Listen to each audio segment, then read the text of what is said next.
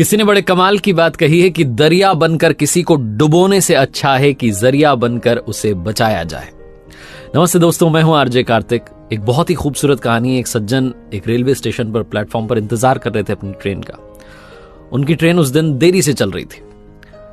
एक लड़का आया बूट पॉलिश करने के लिए, उन्हें बोलने लगा, उन्होंने मना कर दिया। 15-20 मिनट के बाद में फिर से आ गया। ये थोड़े चिढ़े, लेकिन फिर इन्होंने उसकी हालत देखी, कमजोर सा था, ऐसा लग रहा था बड़ा बीमार सा है। तो इन्हें दया आ गई। इन्होंने कहा ठीक है भाई, बूट पॉलिश कर दो। और जो पॉलिश करने लगा तो उन्होंने कहा चमकाना अच्छे से, ऐसे नहीं कि काम करके निकल लिए। मैंने बहुत देखे हैं, पैसे लेके निकल जाते हैं, काम नहीं करते हैं। बहुत कुछ उसे कहने लगे।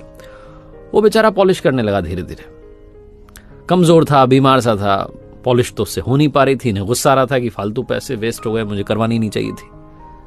और ये उसे बोलने लगे कि जब तुमसे काम होता नहीं है तो काम करते क्यों दूसरे का टाइम वेस्ट कर रहे हो, उसका पैसा वेस्ट कर रहे हो, निकलो यहां से। उसे झिड़क करके डांट करके भगाने वाले थे कि तभी एक दूसरे लड़के की एंट्री होती है सीन में, और वो आकर के इनका बूट पॉलिश करने लगता है। बड़े अच्छे से चमका देता है, बहुत अच्छे से, तन मन धन वाली जो फीलिंग होती है ना, एकदम पैशनेटली वो उस बूट को पॉलिश करता है, एकदम वो चमक जाता है, नए जैसा हो जाता है। ये बड़े खुश हो जाते हैं। उन्होंने कहा वाह, ये हुई ना बात। अब इनके सामने पैसे देने की बात थी, और जब पैसे देने की बात आती है तो देखते हैं दो लड़के बैठे। तो ये सोचने लगते हैं पैसे किसे दूं। बात तो इससे हुई थी जो कमजोर सा दिख रहा है, लेकिन काम इसने किया है। तो काम जिसने किया है, इन्होंने उसको पैसे दे दिए।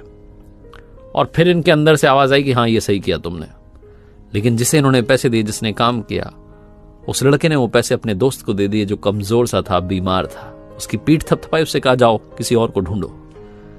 वो जाने लगा, ये वाला लड़का भी जाने लगा। तब इन साहब से रहा नहीं गया। इन्होंने उसे बुलाया कि इधर आ भाई, बूट तुमने पॉलिश की, बड़े अच्छे से पॉलिश की, मजा आया, नए जैसे दिख रहे हैं।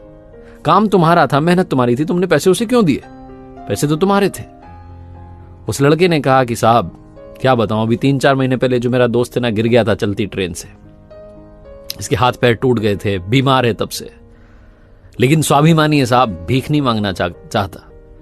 इसके घर में बूढ़ी माँ है, बहनें हैं, खर्चा चलाना है, इसलिए आ जाता है सुबह सुबह बूट पॉलिश करने के लिए। हमने इसे समझाया मत कर, लेकिन मान नहीं रहा है।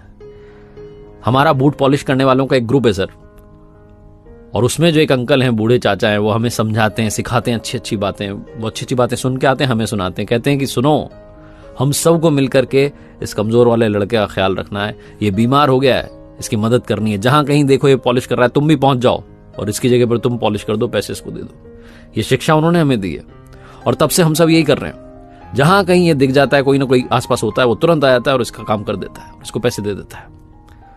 तो बस सर, मदद कर रहे हैं, ऐसा बोल करके वो जाने लगा। इन साहब ने फिर उसे रोका कि रुको रुको रुको, थोड़े और पैसे लेके जाओ, उसका इलाज करवाना, और कोई मेरे लायक सेवा हो तो बताना। बहुत छोटी सी कहानी जो समझाती है, सिखाती है कि जब बूट पॉलिश करने वालों का ग्रुप ये बात समझ सकता है कि मुस्कान बांटने से मिलती है, तो हम भी समझ सकते हैं। जब वो लोग ये समझ सकते हैं कि हमें एक दूसरे की मदद करनी है, एक दूसरे का साथ देना है, तो हम भी समझ सकते हैं और इसे इंप्लीमेंट